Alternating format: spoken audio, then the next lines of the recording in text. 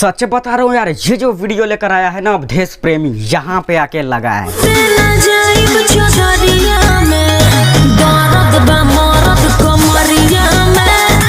इस वीडियो में जो एक्टिंग किया है ना अवधेश प्रेमी, काफी ज्यादा धनंजय धड़कन से हट के किया है और धनंजय धड़कन से काफी ज्यादा बढ़िया वीडियो लेकर आया है यार।